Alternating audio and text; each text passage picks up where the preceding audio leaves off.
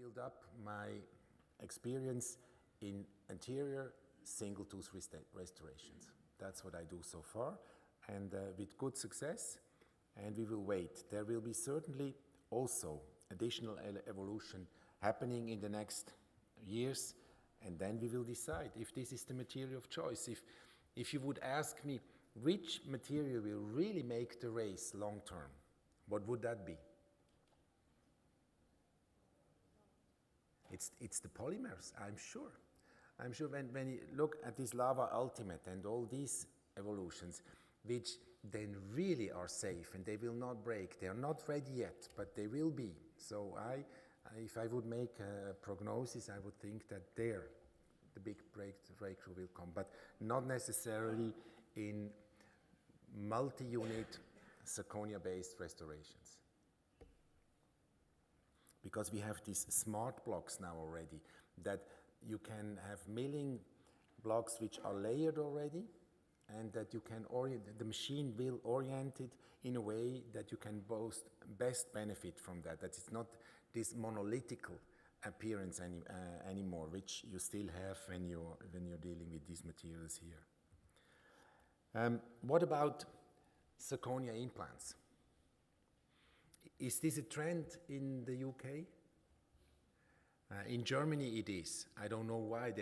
A lot of physicians, alternative physicians, they send patients to the dentist to remove everything which is metal. They apparently have some tests where they do with the patient. They show him that an arrow goes in the red part and say, you have a problem here, and then they send it to the dentist, and then a lot of amalgam has been removed. I don't know.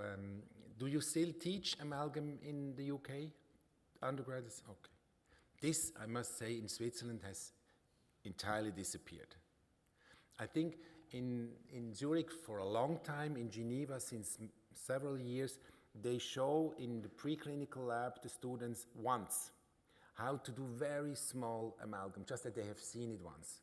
But they never do it. This is maybe unfair to the material, which has a long track record, but it has become a reality. But now to go further and say that also titanium is something which we should not use anymore, I still am not convinced about that. And yes? I beg your hip implants. Yeah, that's right. Absolutely. Yeah, I know.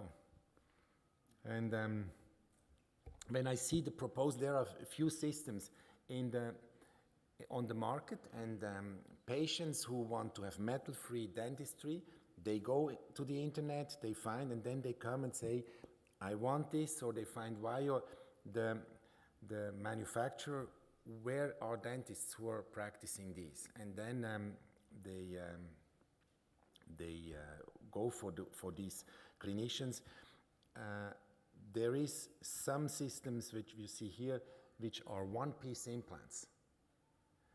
I think the osseointegration problem has been solved. They have now surfaces which will osseointegrate well. It's quite biocompatible material, but I don't find it very practical to protect them during osseointegration. If you have already a one-piece, the abutment is already on.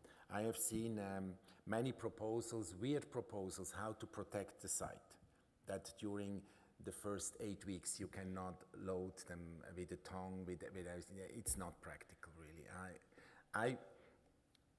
Although knowing that there is also Straumann now putting a one-piece zirconia implant on the market, I and Buser, we decided we are not going to use that.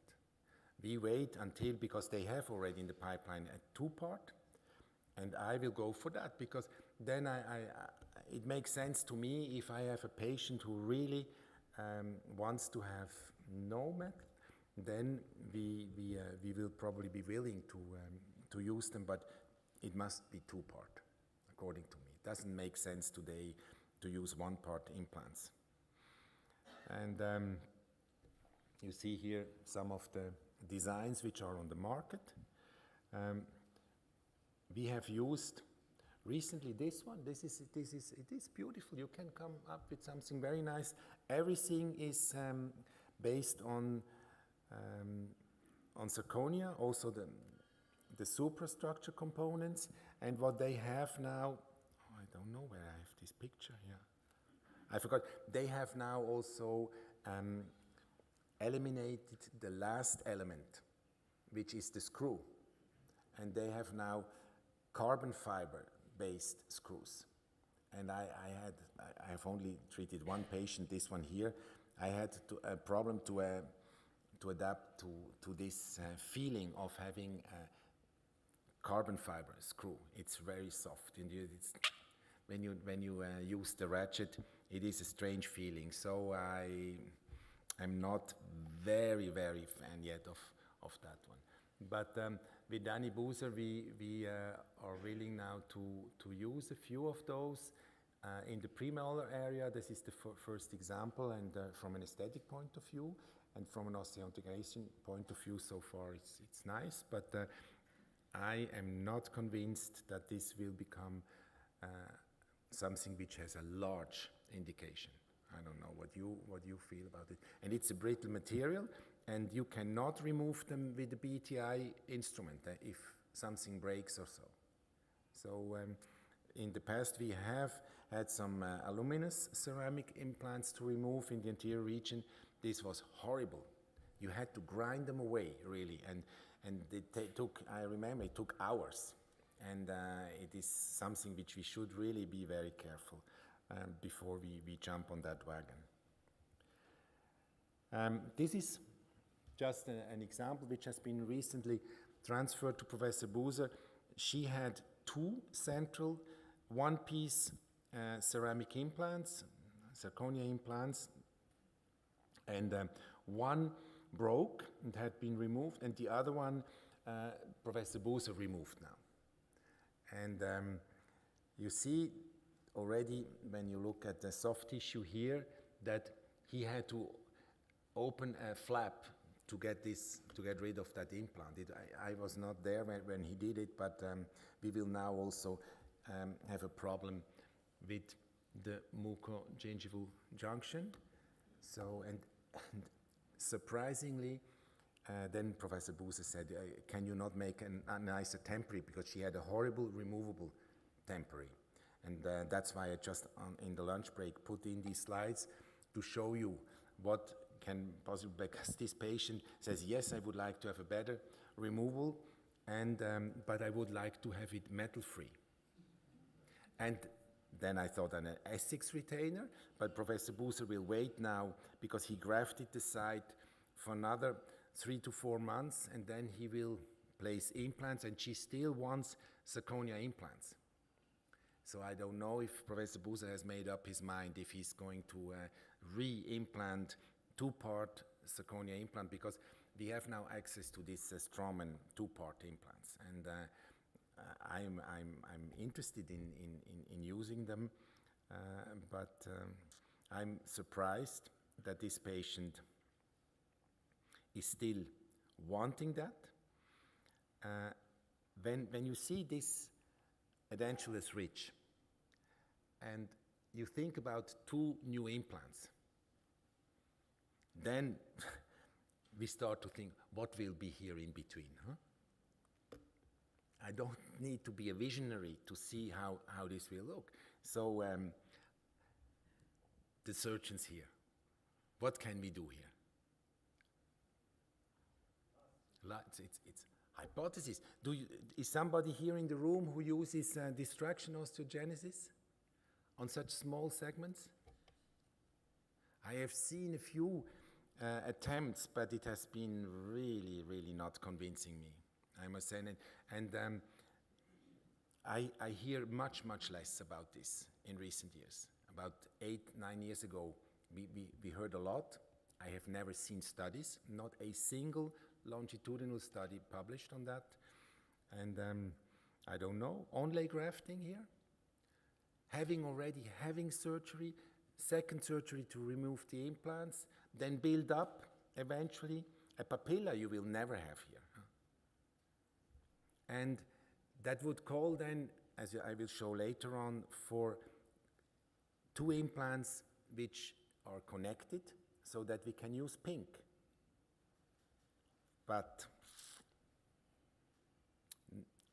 do I want to use pink on 2 ceramic implants? Really?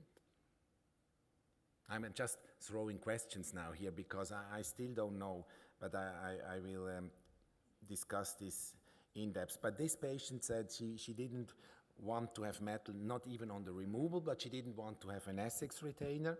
And so that is another possibility of a temporary that you can make, which looks nice and fits quite well without any clasp. So in cases where you have no possibility to come through with a wire, because occlusion is, there is no windows where you can go through, this may be a solution if you have a patient who is very, very careful by using it, and of course he needs a very good oral hygiene. When you see out here, that was the slide I wanted to show. This has now moved. You see, this is the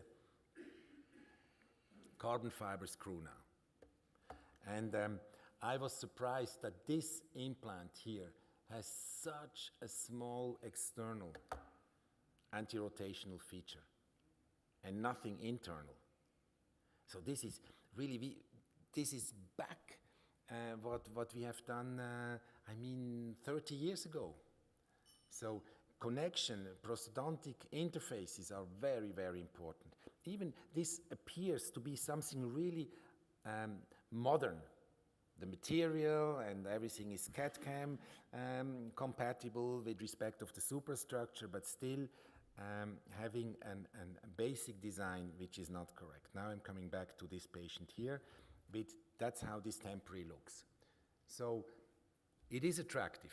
You can make something which looks very good during the surgeries which will be necessary here. Not as easy to modify as will be the Essex retainer, but for the time being, of course, she is now very happy to have something which at least looks a little bit like this. Okay. Next patient, just to summarize once again the general approach we have. We have here a patient with a gummy smile, and she has 2 persisting deciduous canines, although she is 50 years old. It's quite surprising, and she had also a little bit peg-shaped lateral incisors. And now suddenly she has decided that she would like to have a nice smile. It's amazing that she was keeping these baby teeth so long, and we really had to force her to make this smile that I could take these pictures. So this needs a little bit of team approach, doesn't it?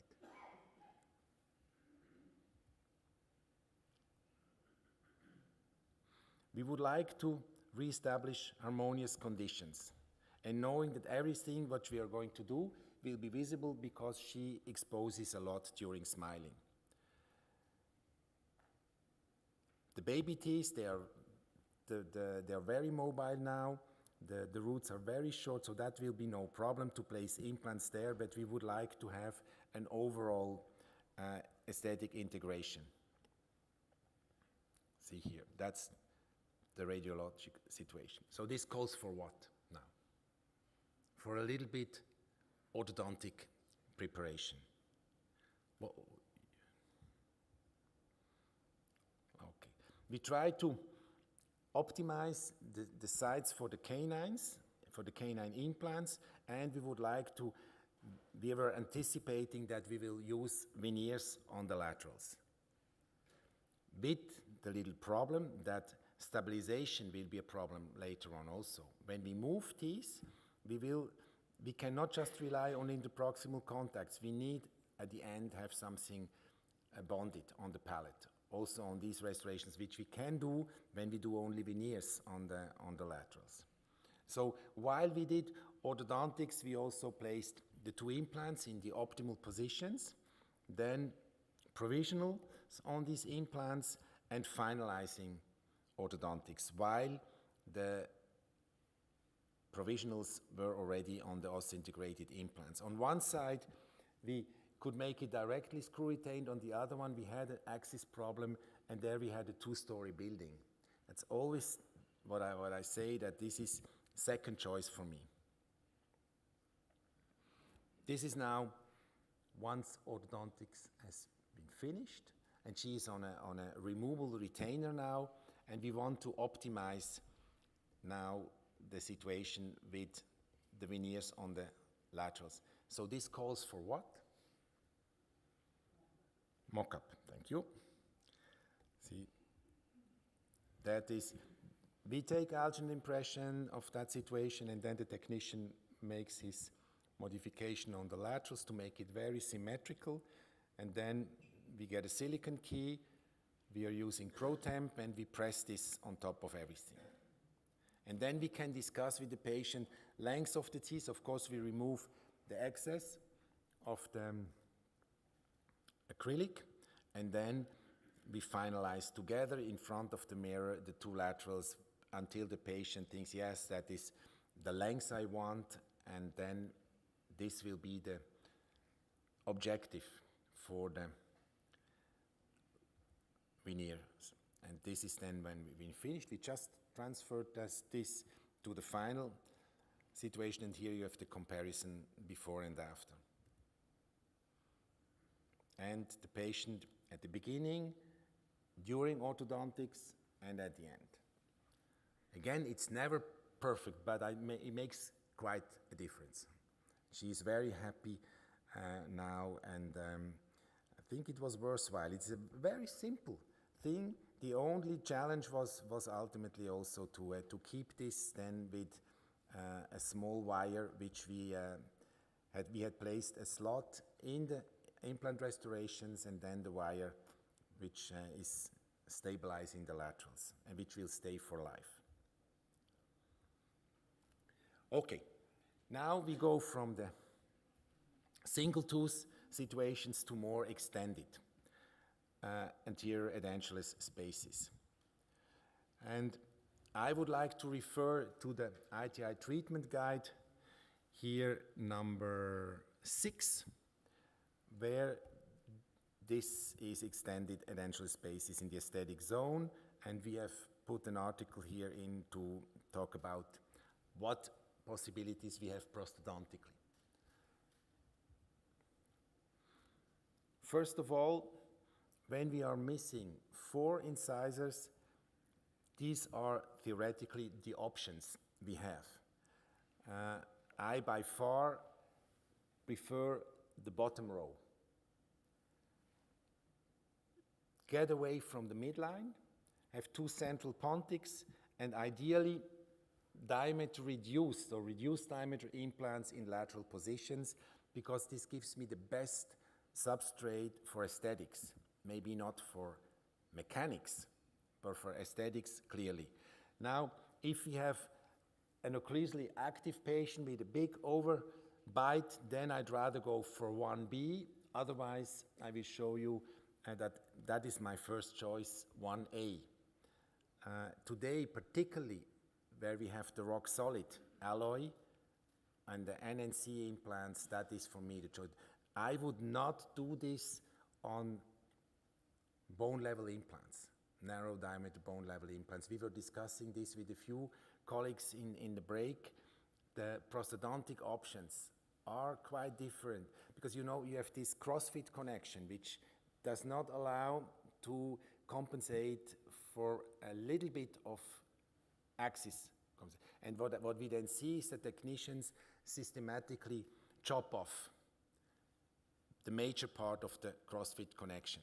And that may be really mechanically a problem on long term. That's why, for me, it's clear. Tissue level implants offer much easier prosthodontic solutions in this context. So to rub it really in, multiple unit restorations, even in the anterior maxilla, our first choice is tissue level implants. And in particular the NNC, because of the rock solid alloy and the prosthodontic features. Occasionally, Professor Buser has selected solutions 2, which you see on the middle row, if clearly one of the central sides is much more appropriate for an implant than the other lateral ones. And then he says, then I can place a standard diameter implant. It's a little bit a stronger solution, even if it's have a cantilever on one side. The option number 3 on top right, we have done occasionally when really the 2 central positions were so much better for implant placement and the patient has not a high smile line. Otherwise, I always try to get away from the midline, because in here our eye is particularly sensitive. If something is wrong here, then it is. If I can put the problem a little bit more to the side, it's better, and in the center I can work with ovate Pontics, which we put labially on the ridge. Even if the ridge is flat, it gives the illusion of a scalloped soft tissue line. And what you see on the top left is a no-go for me still. I have seen many times people doing that. They say we place an implant for every missing tooth in the anterior region. I definitely would not do that. It calls for so much aesthetic complications. Okay. We have made good experience with ovate Pontics in conventional prosthodontics, as you can see here.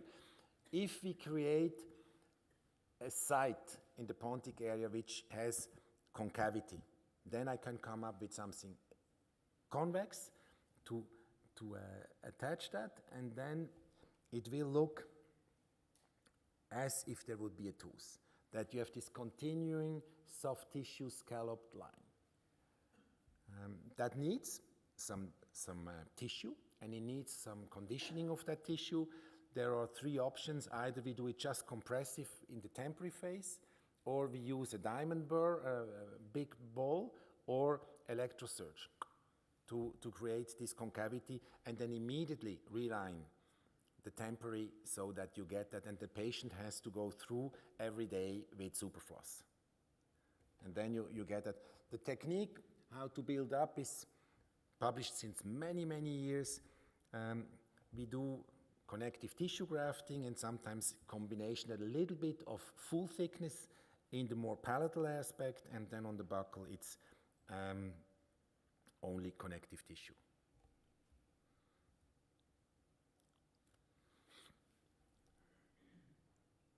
What do you think I want to show you with this comparison? Both looks okay. There is a problem in the lower jaw here on the right-hand side, but when we show a little bit more, now a difference starts to appear. On the left hand we see a little bit pink, and there we see on the right-hand side more interproximal long contacts. That's what we usually do to get rid of black triangles. And we move up a little bit longer, and then this is just to show the impact of the pink, which is an integral part of aesthetic appearance. And of course, it's not a very fair comparison, but when we go further up, you see, then it really strikes us, and we can, okay. But what you see on the right-hand screen is usually what we get when we lose teeth, and when we place implants, then we have a flattening of the soft tissue line, and you see the limitations of the prosthodontic tools we have to compensate for that. If we compensate missing pink by white, it is as trivial as that. When you see, and I will show you in a second, the x-rays, what is really, there are 2 different types of patients. This one is a very young one who had generalized erosion and was restored completely with adhesive dentistry, only bonded. And the right-hand patient, she is somebody who got one day the decision to remove all her teeth when she was 25 years old in the upper jaw. Because she says, my grandmother, she has a denture and she never complains about the dentist, and I have to go every year. And she found in Switzerland a dentist who was willing to do that and make her a complete denture. And then she was so sad that from that moment on, she said she was always dreaming of having fixed teeth again. And to make a long story short, see, this comparison is of course not fair, because the substrate was very different on the left and on the right. This is just to rub in once again the possibility we have today with adhesive dentistry. This is completely adhesively restored, and you have not seen anything of that, huh? Although she had huge lesions of erosion. And this one is the patient, the edentulous one. She got iliac crest surgery, and then a lot of implants. Huh? This is, we did this exactly in the year 2000. And I remember that very well when we did immediate loading of these implants. And so that's why we were very proud at that time to place 8 implants, because we wanted to have segments, 4 3-unit bridges. And I was all excited about that in the year 2000. Today, I'm not so excited anymore. I know these are too many implants. Huh? We all agree. The only positive thing I can see is that we have small segments. So if we use more than 4 implants, we should at least segment the restoration. If you have absolutely somebody who wants to have a fixed prosthesis, which was the case in this patient. And when you look, she, although when we objectively were comparing with this young patient, a huge difference in aesthetics, she is so happy of what she has in her mouth. And she thinks we are great. Although we have overtreated her. And yeah, I let you choose. This is something I would probably not do anymore today. And I let you also calculate how much money is involved here. It's huge. This has no social economic impact at all. It's just showing what is possible. We placed tissue level implants at that moment. Anyway, we had no others at disposal. Quite superficially, this is all cemented. And once again, this is on solid abutments. I don't bring the whole thing, it's just to make this comparison. And still a very, very happy patient. Yeah. I know from literature today that in most instances 4 implants are enough today, because osseointegration has become so predictable and so resistant that 4 implants are enough to make a full arch restoration. But then stick to the same lines that make a superstructure which is easy to repair if there is something to. You know, I never liked this all-on-4 concept, which has been promoted in Europe so much. I think it comes from Portugal, Malo, and so I think they have done thousands of those. And they show publications that they have very good results with that. If you play 6, which my gut feeling tells me that is maybe a little bit easier, then already I would go for 3 segments, not 1 piece. Otherwise, there is no benefit really for the patient. If you have smaller segments, precision will improve and ease for intervention will improve. That's the only arguments. But I tried also to clearly state that in edentulous patients, I always try to convince the patient to go for a 4-implant supported overdenture. It is such a nice restoration and has probably still a lot of subjective comfort and aesthetics, which is superior to what you see here. Okay. Doesn't look so bad here, but that is what you see on the X-ray. This is a patient, she had an accident and lost the two centrals. She also traumatized the two laterals, and she got the two implants, and less than 4 years later, she came with a huge infection to Professor Buser's clinic. And we see that a lot of bone loss has occurred on side 11, virtually no bone on the distal of 12. We have an implant which radiologically looks okay on position 21, and we have a shaky 22, which is slightly discolored, and separation on that side. Any suggestions what we can do here? I think I have, no. Theoretically, we can debate, can we save this implant? To clean it, to make it acceptable anymore, I think this is hopeless. The implant 21 looks okay radiologically, but Buser said, well, but look at the recession here. That means this implant is located too far to the buccal.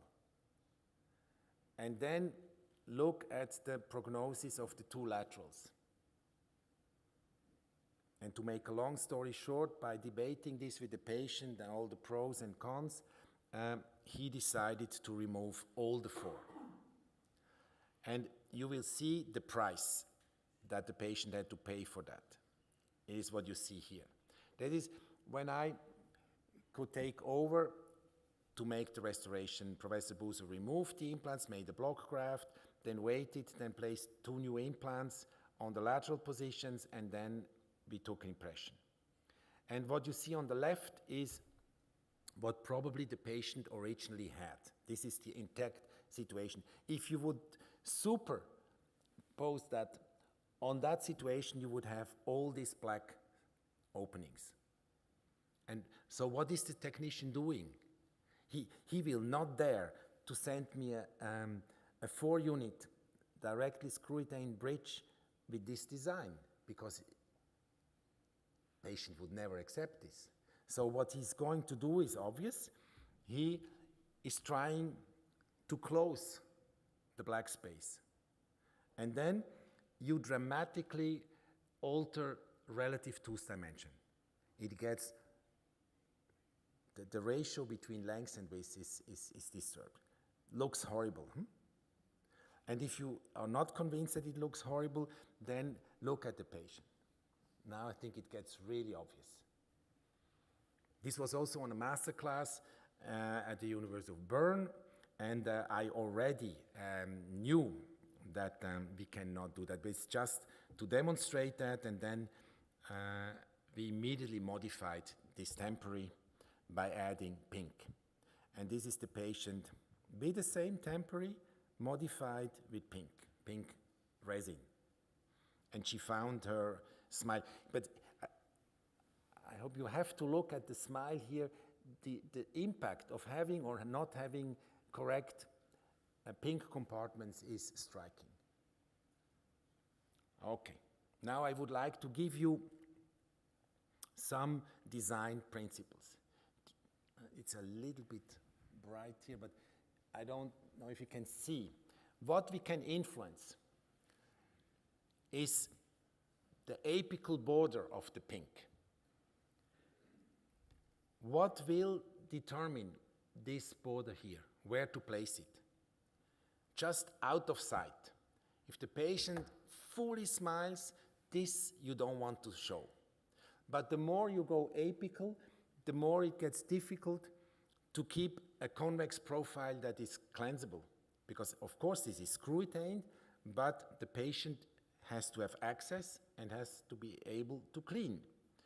So we would like to be as coronally as possible, but we have to have it out of sight.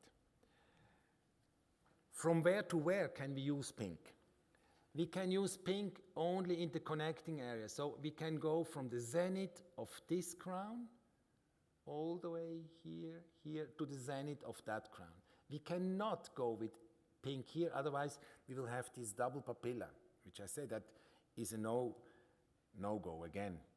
And the height of the papilla, the position, should be in a certain harmony to the first natural papilla.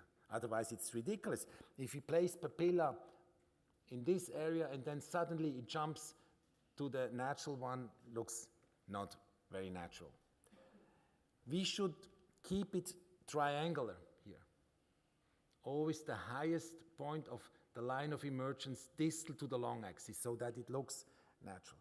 We should use a very pale pink, not as reddish as we see it eventually on the natural mucosa. Make it as pale as possible. And then, of course, long interproximal connections to the palate that it looks at least a little bit natural. Okay, this I shall go through now very fast. Okay, the last adjustments we do directly chair side. See that I'm always thinning out interproximal because technicians always want to bring it a little bit in here. I just very thin. If it's very thin, then it doesn't appear, but it makes the effect which I want. But theoretically, we should stop here and we should stop there. But usually I try to give a little illusion of coming back, then it gives the best effect. Everything is convex so that we can clean. And this is then the final view, patient smile. She had to learn to smile a little bit less generously. The only shortcoming here is what? From an aesthetic point of view? It's the vertical transition. This transition here and there. That's the only, we try to meticulously adapt it and thinning out, but you cannot do more than that. That's the only thing. Then from a radiological point of view, these are NNC implants, diameter-reduced implants, but today I will show you the data. I have no problems to propose this on a patient, particularly since we have the rock-solid alloy and this NNC implants, which have even a better connection than this one here. I beg your pardon? Yes, I have not done it in extreme overbite and bruxing patients. There it's eventually looking for troubles. I just show you the data which we have just submitted now. It is 10 consecutively treated patients, which you will see in a second, and which have all 4-unit fixed prosthesis on 2 narrow neck implants to replace the 4 missing centrals. This is the 7-year follow-up. On this, it was a poster which has been presented on the ITI World Symposium in Geneva. You see this patient, that is no cheat, I removed it to take the photographs. So that shows me she has perfect oral hygiene. Otherwise, this would look differently. And it's amazing. I saw her with Professor Buser 2 weeks ago, and she still stays every day. Once in 24 hours, I go with Superfloss, and once a week, I put a little bit of chlorhexidine gel. And then, of course, we take the bridge off here and put it to ultrasonic bath. But I don't see need for more than every 2nd year to remove it and to clean it and put it back. Now, here are the 10 people. We have asked them, all of them, please smile, and took the picture. And here you see also how different people are.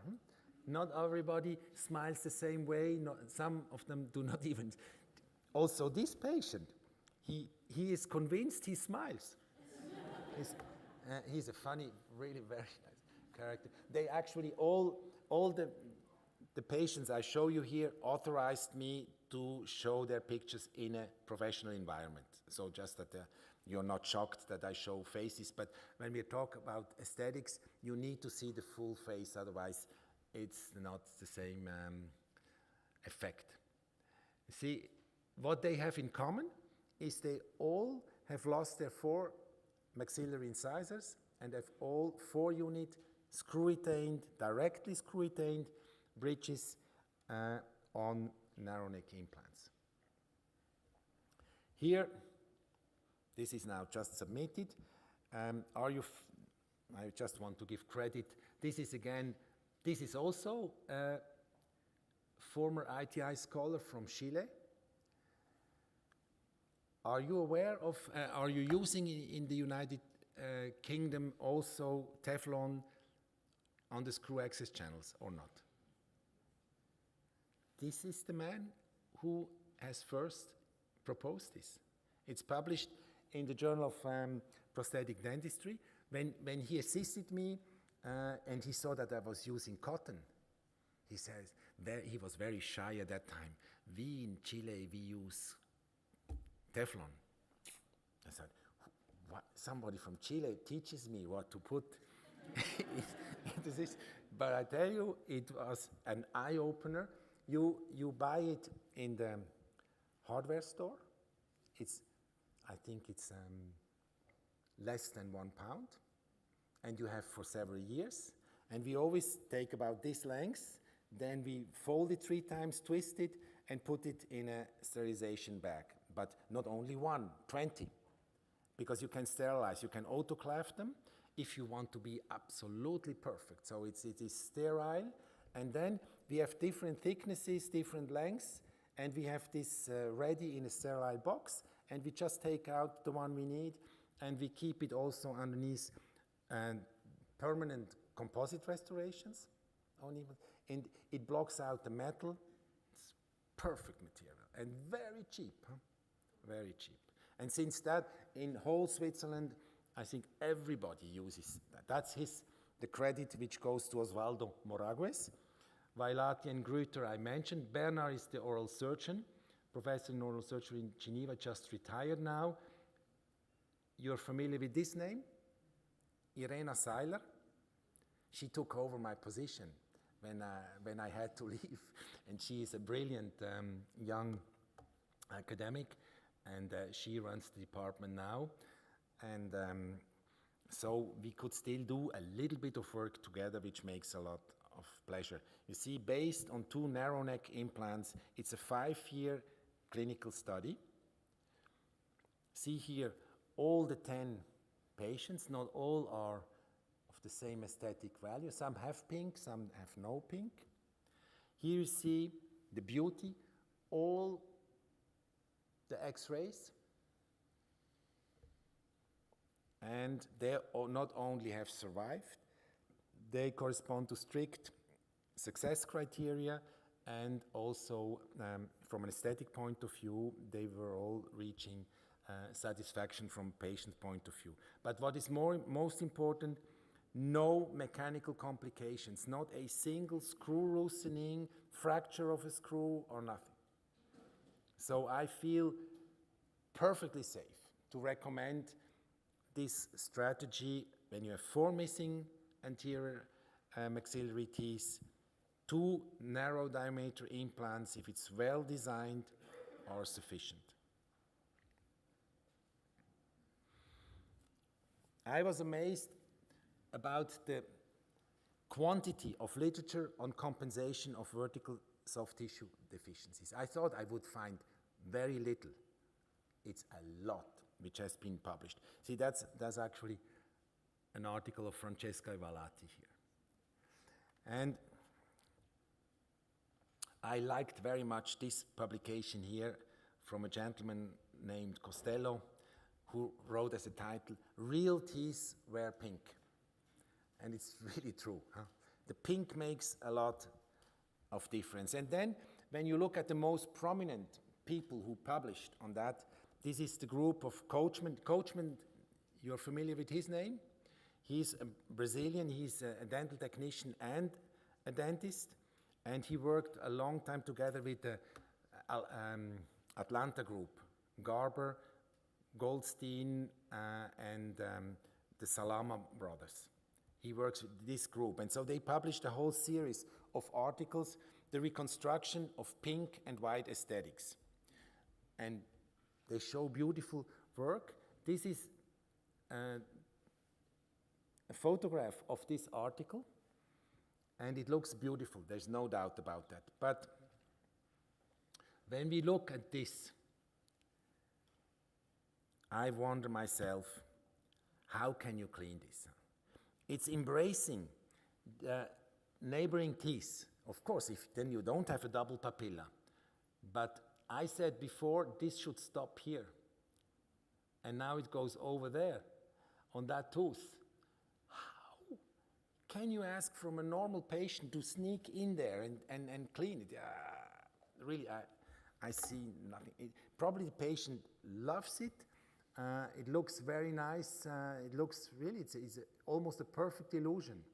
But according to me, it is, I do not need to have a picture, and then actually it's normal that they don't show it underneath, because underneath it's concave, I'm sure.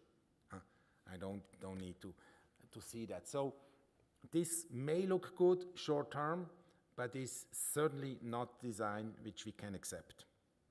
And I would like to show you some examples of the design we can accept.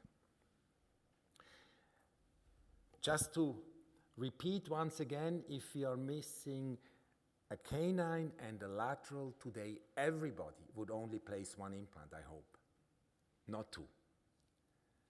And you see here, this is the temporary restoration with the cantilever, directly screw retained, and now we see that we have a black triangle, we have an emergence line which is too apical when compared with the contralateral tooth, and we have a connecting area which doesn't look right. So we take pictures and we give now instructions to the lab for the final. And this is now the final restoration. And we were debating also if we are using again ceramo metal design. When I do cantilevers, I still use ceramo metal design. I'm not using zirconia. Zirconia, I really do it only on single units. And he beautifully closed the black space here. I do the last adjustments chair side. This is a tiny little piece of pink, convex, very pale, and when I'm approaching the soft tissue, I take it off to make the last adjustments outside the mouth. What is very important, that the connecting area is placed as much to the palate as possible, so that we have this area at disposition to bring it in as much as possible, the pink. Otherwise, if it's proeminent, it doesn't look right. And so we do the last adjustments chair side to create really this convexity, tiny little thing, and then I let you judge about. This is really, I ask the patient, smile as much as you can. She cannot do more. We call this a T-type, which is just only exposing the tips of the papilla. Then it's the ideal environment for pink.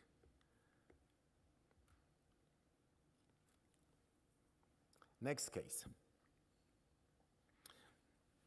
She smiles, doesn't look very dramatic. When we look at the clinical situation, it is quite dramatic. She had orthodontic treatment which was interrupted when the orthodontist discovered severe root resorption.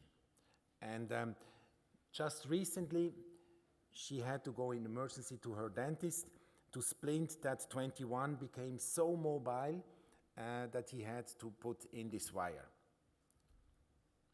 Now you know where I'm driving at. This tooth cannot be maintained. What about the prognosis of the other 3 incisors, which have short roots? She's in her mid-40s. They have a good prognosis, huh? They can stay, theoretically, for many years. But shall we now go and just place a single tooth implant here, knowing that we can benefit from tissue support of the adjacent teeth? Or shall we think a little bit more down the road? So this is a decision we cannot take alone. We need also the patient. And we have to tell them, listen, we can place a single tooth implants, but we may end up one day in a situation where we would have 2 adjacent implants. And then she tries to understand, and then we said, well, what could also be done? Then we could also try to make a bonded restoration. Also, then she says, well, for many years I have always an unstable situation. I would like to have something permanent, long-term, without risks. I try to influence you in a direction. What would you do if it's your patient?